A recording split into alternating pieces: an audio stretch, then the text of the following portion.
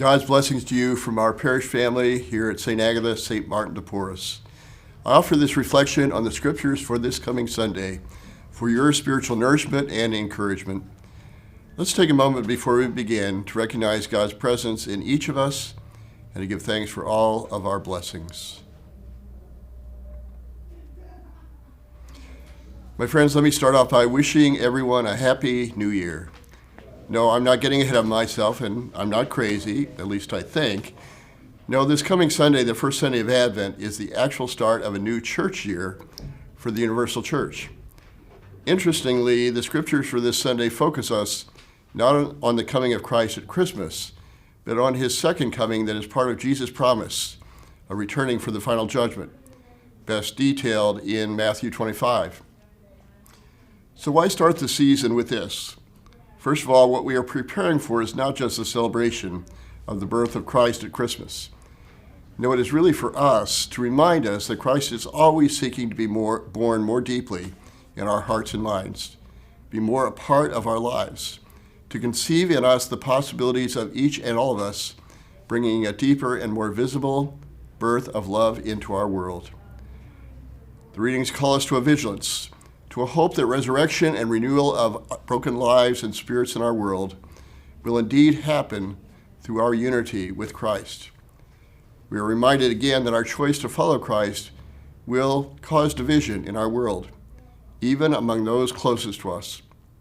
As painful as that can be, Jesus gives us the strength to persevere, to continue to be faithful to his mission, which sadly doesn't always coincide with the agendas of certain churches, with certain preachers and segments of Christianity, particularly these days for some evangelical white Christians who place self-preservation and political loyalties above the pure and all-inclusive mission of Jesus Christ.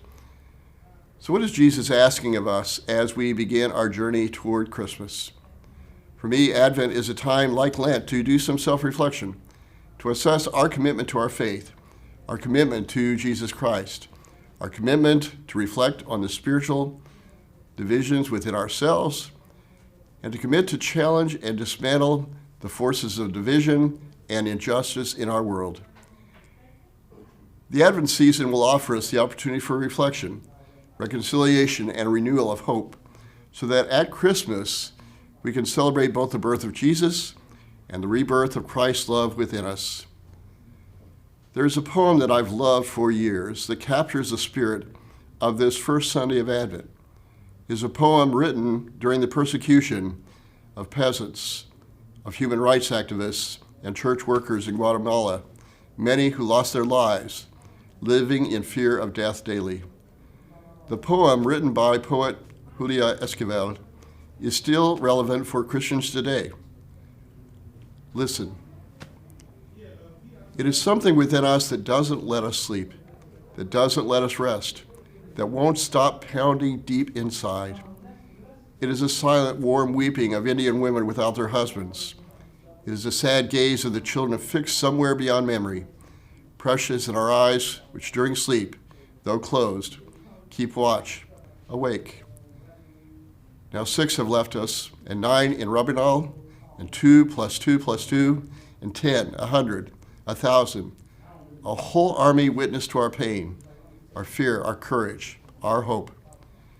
What keeps us from sleeping is that they have threatened us with resurrection. Because every evening, though weary of killings and endless inventory since 1954, yet we go on loving life and do not accept their death. They have threatened us with resurrection because we have felt their inert bodies and their souls penetrated ours doubly fortified. Because in this marathon of hope, there are always others to relieve us who carry the strength to reach the finish line which lies beyond death. They have threatened us with resurrection because they will not be able to take away from us their bodies, their souls, their strength, their spirit, nor even their death, and least of all, their life. Because they live today, tomorrow, and always in the streets baptized with their blood, in the air that absorbed their cry, in the jungle that hid their shadows, in the river that gathered up their laughter, in the ocean that holds their secrets, in the craters of the volcanoes, pyramids of the new day, which swallowed up their ashes. They have threatened us with resurrection because they are more alive than ever before, because they transform our agonies and fertilize our struggle, because they pick us up when we fall, because they loom like giants before the crazed gorilla's fear. Join us, my friends, in this vigil, and you will know what it is to dream.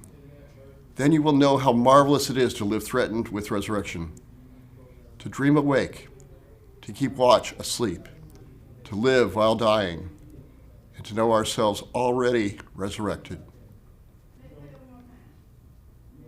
On behalf of the Catholic Christian family of St. Agatha-St. Martin of Porres, I want to say thanks for the many ways that you continue to allow the Lord to work through you, with you, and in you. I invite you to services this coming Sunday at St. Agatha at 9 a.m. or St. Martin of Porres at 11 a.m. Both services are also offered online. We welcome your participation in our community prayer of praise and thanksgiving. Please take the time to share this video with others on Facebook.